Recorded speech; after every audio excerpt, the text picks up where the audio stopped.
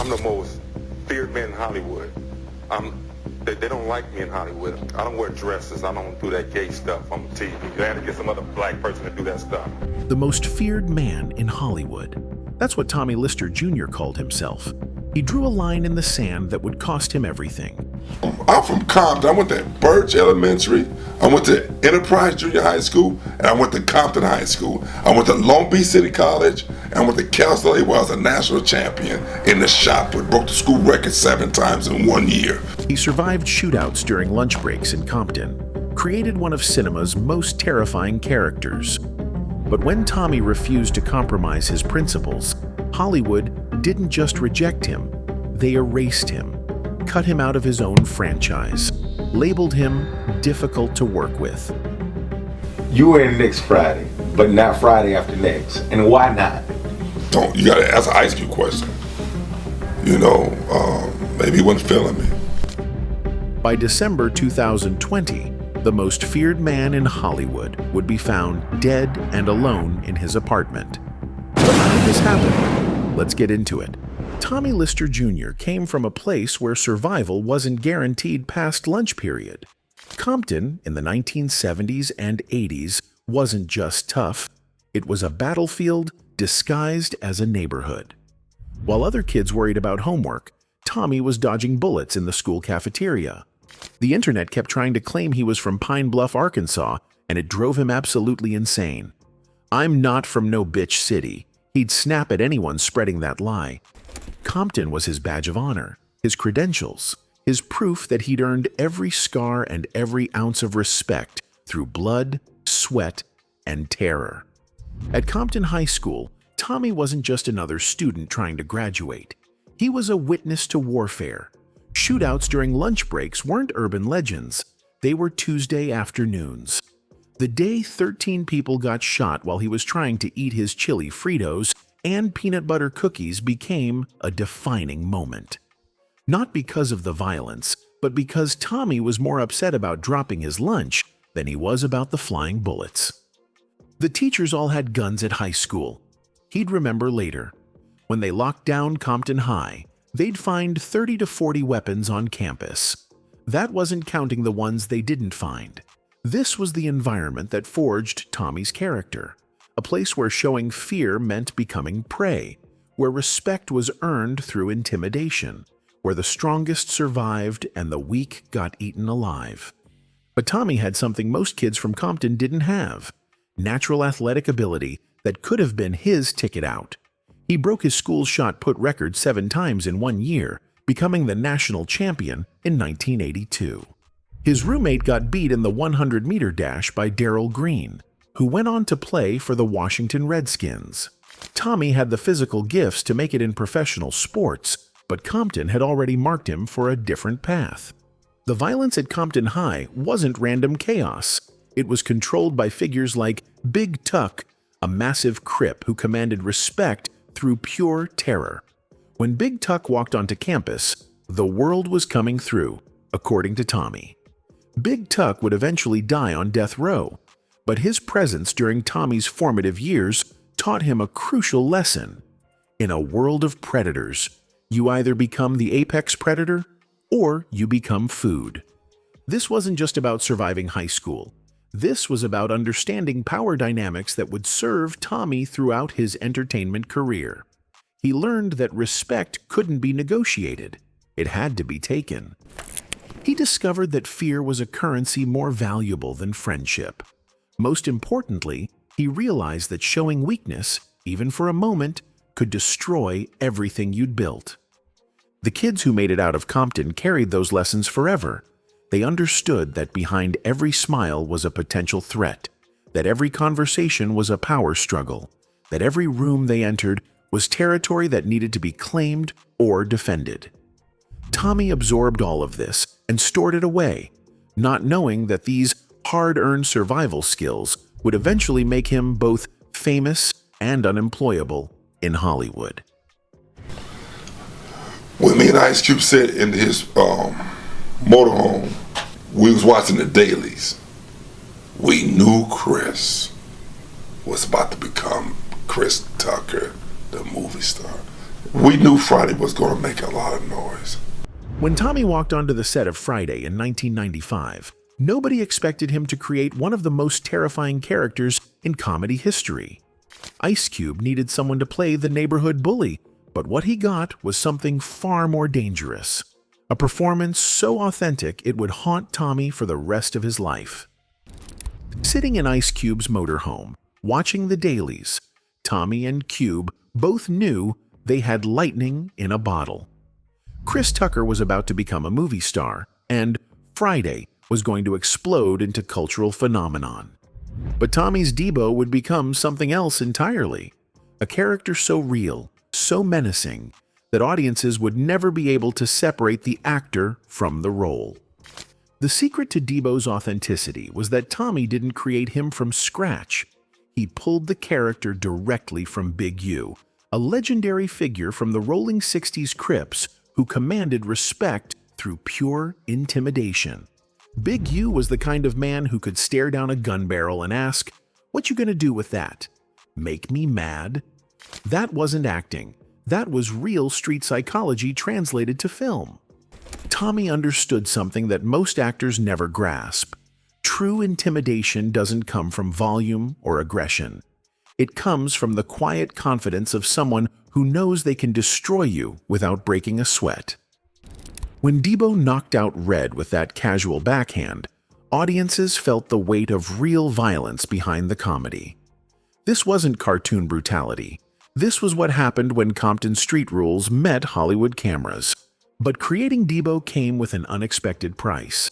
The character was so convincing, so authentically threatening, that it began to define Tommy's entire career. Casting directors stopped seeing Tommy Lister Jr., the actor with range and dramatic chops. They only saw Deebo, the muscle-bound intimidator who could make audiences uncomfortable with a single glance. The irony was devastating.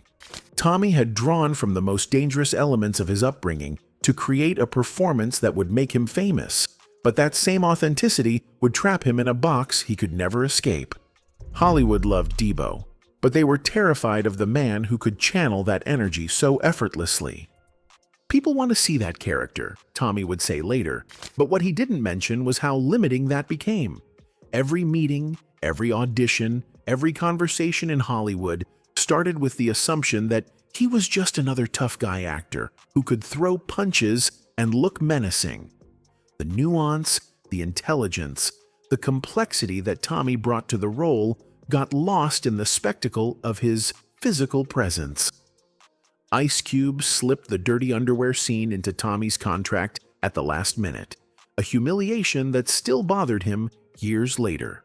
It was a small moment that revealed a larger truth about how Hollywood viewed him, not as an artist worthy of respect, but as a performer who could be manipulated and embarrassed for laughs. The success of Friday should have opened doors for Tommy, but instead it built walls. He was too real, too authentic, too connected to the actual violence that most actors only pretended to understand. In an industry built on comfortable lies, Tommy's commitment to truth made everyone nervous. I told you, I pulled that from Big U. I used him as my background of how I wanted this character to be perceived. Because the whole thing about how bad this guy was. The authenticity that made Deebo iconic came from Tommy's direct connection to the streets that Hollywood only pretended to understand. While other actors studied method acting, Tommy drew from lived experience that couldn't be taught in drama school. The success of Friday should have been Tommy's golden ticket to sustained Hollywood success. Instead, it became the beginning of his systematic exclusion from the industry he'd helped define. While Chris Tucker parlayed his breakout role into mega stardom with Rush Hour and $20 million paychecks, Tommy found himself fighting for scraps in an industry that suddenly didn't know what to do with him. The pattern started immediately. Tommy appeared in Next Friday in 2000, reprising his iconic Deebo role, but when Friday After Next came around in 2002, he was mysteriously absent. "That's an Ice Cube question," he'd say when pressed about his exclusion. But the hurt was obvious. Ice Cube had built a franchise partly on Tommy's intimidating presence, then cut him out when the money got serious. Maybe he wasn't feeling me, I don't know, Tommy would reflect years later. But those who understood Hollywood's unwritten rules knew exactly what happened. Tommy had committed the cardinal sin of being too real in a business built on comfortable artifice. His refusal to compromise his principles, his unwillingness to play the grateful performer, had marked him as difficult. The industry's fear of Tommy went beyond his physical presence. At 6 feet 5 inches with the blind eye that gave him a permanent glare, he was visually intimidating. But that wasn't the real problem. The real issue was that Tommy understood the game too well and refused to pretend otherwise. He'd grown up in actual gang territory, had witnessed real violence, and brought an authenticity to his roles that made industry executives uncomfortable. While other actors from urban backgrounds learned to code switch, becoming non-threatening in boardrooms and savage on screen, Tommy remained consistently himself. He didn't soften his edges for white executives or tone down his Compton accent for mainstream audiences. This authenticity that made his performances powerful also made him unemployable in an industry that preferred controlled, manageable versions of black masculinity. The exclusion wasn't just about movie roles.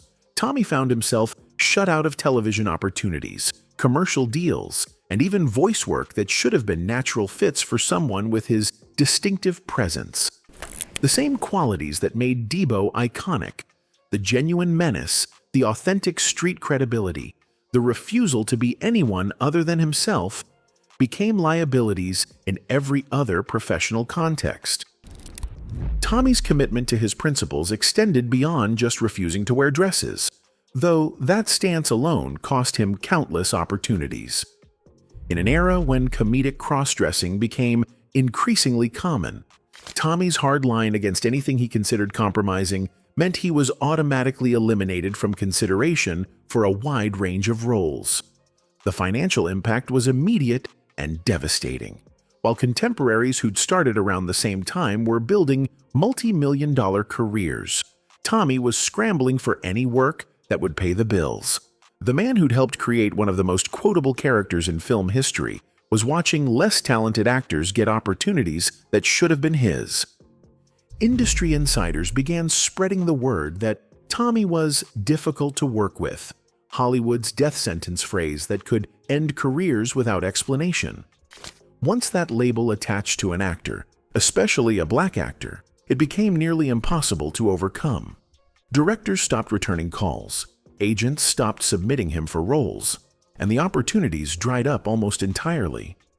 The cruel irony was that Tommy's difficulty consisted mainly of expecting to be treated with the same respect afforded to white actors of similar stature. His crime wasn't unprofessionalism or unreasonable demands. It was refusing to accept that his success was conditional on his willingness to diminish himself for others' comfort. You were in next Friday, but not Friday after next. And why not? You gotta ask an Ice Cube question. Maybe he wasn't feeling me. I don't know. The pain in Tommy's voice when discussing his exclusion from the Friday franchise revealed the devastating impact of Hollywood's systematic rejection. This wasn't just about losing one role, it was about being erased from a cultural phenomenon he'd helped create. By the mid-2000s, Tommy Lister Jr. was fighting a battle he couldn't win, trying to remain relevant in an industry that had already written him off. The man who'd once commanded respect through sheer presence was now begging for callbacks, chasing rumors of potential projects, and watching his bank account dwindle as Hollywood's doors slammed shut one by one. The most heartbreaking part wasn't the financial struggle, it was the false hope. Industry contacts would reach out with promises of bringing him back for Friday sequels, dangling the possibility of reprising the role that had made him famous. Me and Terry Crews joined forces, he'd say optimistically, referring to potential storylines that would never materialize. Each conversation felt like a lifeline, but they were all just cruel games played by people who had no intention of actually hiring him. Tommy's desperation became visible in the projects he was willing to accept. The man who'd once been selective about roles that aligned with his principles was now taking anything that offered a paycheck. B-movies, direct-to-video productions, low-budget independent films, anything that would keep him working and maintain some semblance of his former career. The wrestling connection provided some financial relief, but it also highlighted how far he'd fallen from mainstream Hollywood acceptance. Working with WWE as Zeus, he could tap into his intimidating persona in a controlled environment, but these appearances were sporadic and couldn't sustain a career. Wrestling paid the bills, but it wasn't the acting work he craved. Monster Energy drink sponsorship deals and bicycle commercials featuring his Deebo character became lifelines. "I make so much damn money off of Deebo," he'd claim. But those who knew the entertainment industry understood that merchandise deals and energy drink partnerships were what actors did when real opportunities disappeared. The fact that he was still making money from the character was both a blessing and a curse. It kept him financially afloat while reminding everyone of what he used to be. The psychological toll was enormous.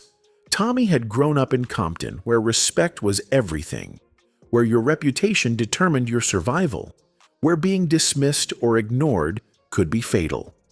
Now, he was experiencing that same dismissal from an industry he'd helped build, but without the clear rules of street engagement.